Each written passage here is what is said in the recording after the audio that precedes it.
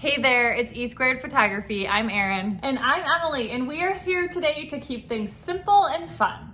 Backlight and those dreamy sunset photos is what every photographer wants and loves. Well, we are here today to explain some important things to remember when getting those images. And make sure to stick around all the way till the end because we have a special invite just for you.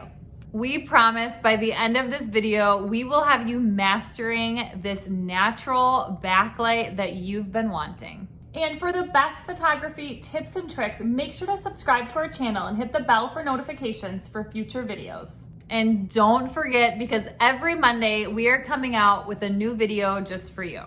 Okay, so let's jump right in. The very first thing we want to address is why backlight versus light in front. So if you look at these two images here, you will notice the image on the left is a really harsh light going right at the client's face, and it's not flattering whatsoever on Erin, who is the one that was photographed years back. Now the one on the right, that backlight is soft, it's dreamy, creamy, it's just gives a beautiful image, is adding a lot more high-endness to the image. So that is why we like to play around with backlight instead of any sort of harsh direct light. And remember, that harsh direct light is going to cast unwanted shadows on the face like you saw in the image of the beautiful pregnant woman there. Versus the cute little senior girl has nice even tone and light right on her face, which is the most flattering and is going to make sure all those imperfections are hidden. So some people might ask, so we understand what backlight is what we want the light coming from the back rather than from the front. So why even use it? Because sometimes if you've tried it, you know that it can be a little difficult to use. So some reasons that we love to use backlight is, first of all, everyone loves it. It looks beautiful in the images that you can deliver. It can be dreamy, like you can see in this photo here. You see some of that sun peeking through and it can be dreamy. It can just be an extra pop to a photo that maybe beforehand was a little bit boring. Okay, so when is the best time to get the most beautiful backlight? Let's talk about the ideal time of day. So typically we like to find and will find backlight the best about 1 hour, maybe 2 hours before sunset. That is typically when we're getting those beautiful backlit images. Now, if you look at these two images here, they're in two totally different locations. In order to get backlight on the left in a wide open field, we had to wait and wait and wait until the sun was going down far enough so we weren't getting that harsh light on our clients. So in that case, it was about 15 minutes before sunset.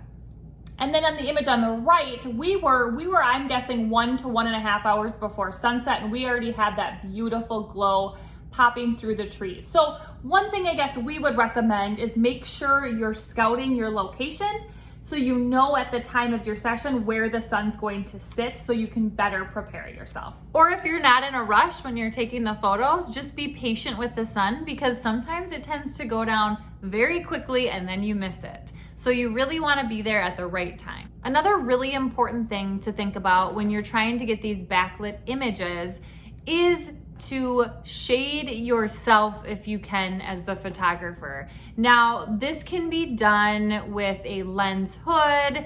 It can be done by just simply stepping into the shade if you can find some, or it could be done by having an assistant or a parent or another family member, whoever is there at the session, holding something up. We like to use our reflector to help shade us from the sun coming into the lens directly.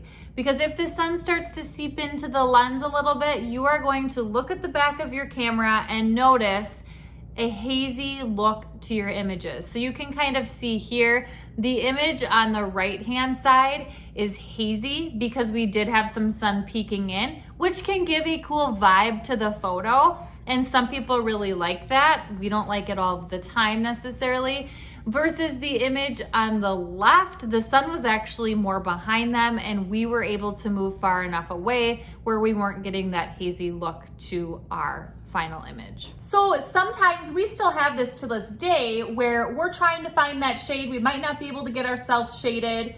We might need to shift our clients a little bit. We might need to move ourselves around. So don't be afraid to just breathe and play around with where the client might need to be, where you might need to be.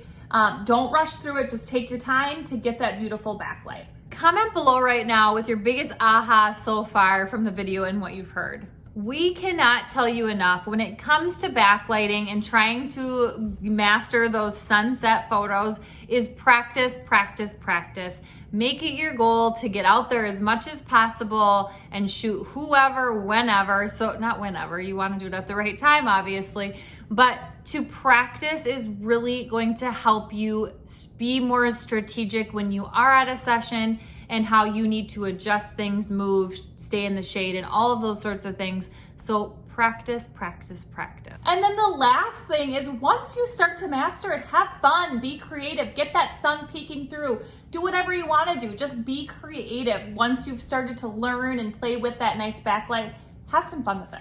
And always remember that if you make a mistake, the image might look cool no matter what. So you can even see in this image that we just popped up here of the girl with the guitar, you look at her face and you're like, what are these spots on her face? Well, that's actually from the sun, but it gives a really neat vibe to the overall photo. So don't be afraid to have those silly things happen because that's how you learn and you might end up really liking something like that. We really hope this video was helpful today in helping you think of new ways to maybe tackle and master that backlight that you've been wanting. All right, so like I said at the beginning of the video, we have a special invite just for you. For just this week, right now, we have our full-blown shooting and editing course for sale. You can look more into it in the description below, but this course is going to dive even more into lighting, a lot more into lighting. We're gonna show you behind the scenes of us shooting and showing you where we would stand for this backlighting situation. We dive into camera settings, we dive into manual mode, focus, our workflow from camera to Lightroom. We talk about editing. We do so much inside this course. So make sure to check out the link below to find out more and get your seat before this closes. And don't forget, you guys, that we have a video coming out next Monday. And if you don't already, follow us on Instagram at E2Photography for even more behind the scenes footage of us shooting and more tips and tricks for you.